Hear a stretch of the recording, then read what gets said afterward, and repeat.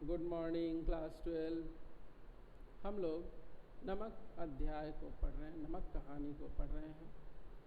तो चलिए पाठ को आगे बढ़ाते हैं। हम लोगों ने पिछली कक्षा में क्या पढ़ा कि सफ़िया अपने भाई से मिलने लाहौर जाती है और सिख बीबी ने जो नमक मंगाया है वह उस नमक को एक सेर नमक लेकर आना चाहती है, लेकिन नमक ले आना गैर कानूनी था। तो अपने पुलिस भाई से पूछती है कि क्या मैं एक सेर नमक ले जा सकती हूँ।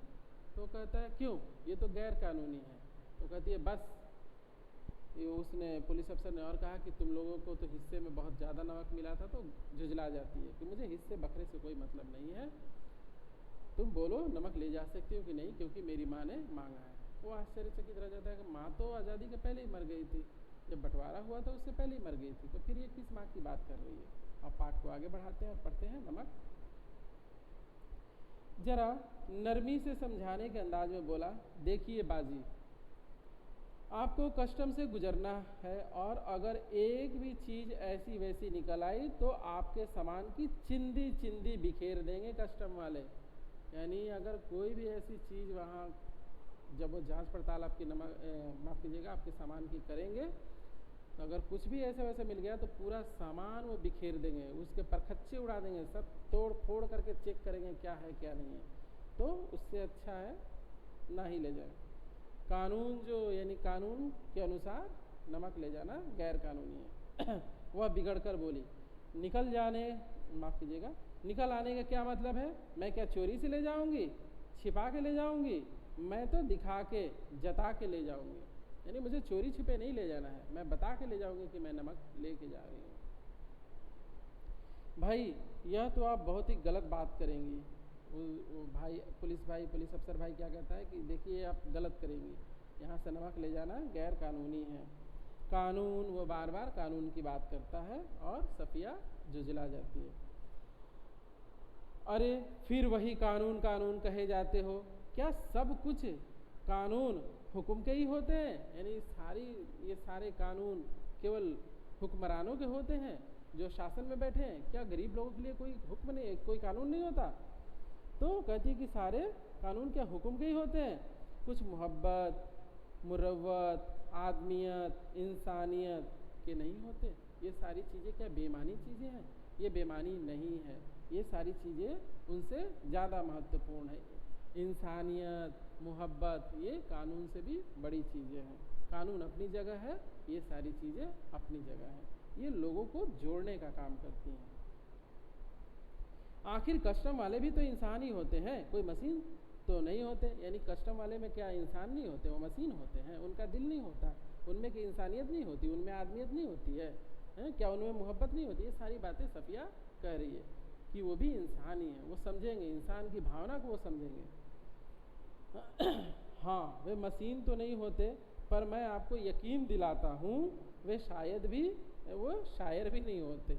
वो क्या कहता है, वे शायर भी नहीं होते कि आपकी ये सारी भावनात्मक बातों को सुनकर पिघल जाए, ऐसे वे नहीं होते। उनको तो अपनी ड्यूटी करनी होती है, बस वे ड्यूटी के ही पाबंद होते हैं, उन्हें बस अपनी ड्यूटी से मतलब है। कानून के अनुसार जो होगा वे वही आचरण करेंगे। अरे बाबा, मैं तो कब से कह रही हूँ कि वह ड्यूटी करे। ऐसा मैं कहाँ कह रही हूँ कि वो ड्यूटी ना करे। एक तोहफा है, वह भी चंद पैसों का शौक से देख ले।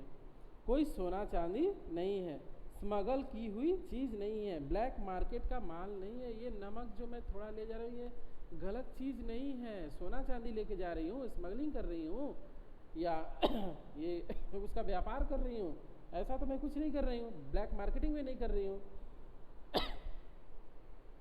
अब आपसे कौन बहस करे? पुलिस अफसर भाई अब कहता है कि आपा बाजी, आपसे बहस नहीं की जा सकती। आप अदीब ठहरी और सभी अदीबों का दिमाग थोड़ा सा तो ज़रूरी घुमा हुआ होता है। वैसे मैं आपको बताए देता हूँ कि आप ले नहीं जा पाएंगी और बदनामी मुफ्त में हम सबकी ही होगी। आखिर आप कस्टम वालों को कितना जानती हैं? आप क्या कस्टम वालों को जानती हैं? आप ये जो नमक लेके जाएंगी ना, पकड़ी जाएंगी तो पूरे केवल आपकी बदनामी नहीं होगी, हम सबकी बदनामी हो जाएगी। तो वो मना कर रहा है। उसने गुस्से से जवाब दिया, कस्टम वालों को जाने या ना जाने, पर हम इंसानों को थोड़ा सा ज़रूर जानते हैं। मुझे कस्टम वालों से कोई मतलब नहीं, मैं कस्टम वालों को नहीं जानती, लेकिन मैं इंसानों को जानती हूँ।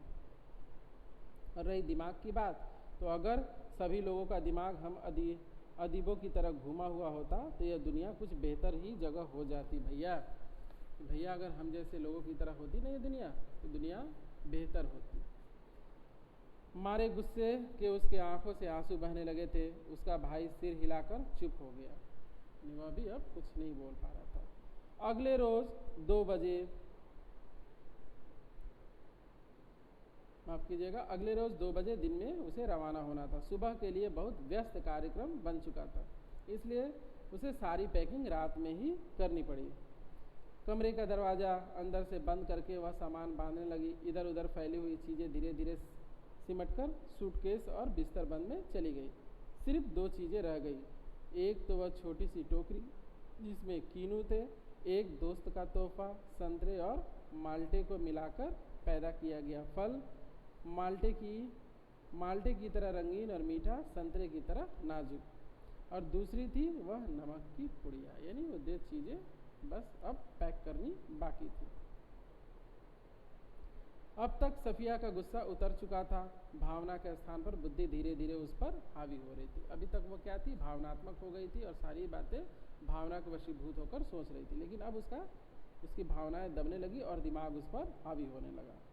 नमक की पुड़िया ले तो जानी है, पर कैसे? अच्छा, अगर उसे हाथ में ले ले और कस्टम वालों के सामने सबसे पहले इसी को रख दे। लेकिन अगर कस्टम वालों ने न जाने दिया, मैं मजबूरी है, छोड़ देंगे। लेकिन फिर वह उस वादे का क्या होगा जो हमने अपनी माँ से किया है, यानी जो मैंने अपनी माँ से किया है, उस वादे का क्या होगा? मैंने तो उसको यकीन दिलाया कि हाँ मैं नमक ले आऊँगी, फिर उस वादे का क्या? हम अपने को सैयद कहते हैं, फिर वादा करके झुठलाने के क्या मायने? जान देकर भी वादा पूरा करना होगा, मगर कैसे? अच्छा, अगर इसे कीनुओं की टोकरी में सबसे नीचे रख दिया जाए तो इतने कीनुओं के ढेर में भला कौन इसे देखेगा? और अगर देख लिया, नहीं जी, फलों की टोकरी में आते वक्त भी किसी ने नहीं देखा, तो फिर जाते हुए कैसे देखेगा? उधर के केले, इधर के कीनू, सभी ले जा रहे हैं, यही ठीक है, फिर आगे देखा जाएगा। यानी वो क्या कहती है कि छुपा के ले जा सकते हैं, फलों को कौन चेक करता है? कोई नहीं चेक करता, तो ले जाया जा सकता है। शेष अगली कक्षा में मिलते हैं, अगली कक्षा में, और पढ़ते हैं नमक।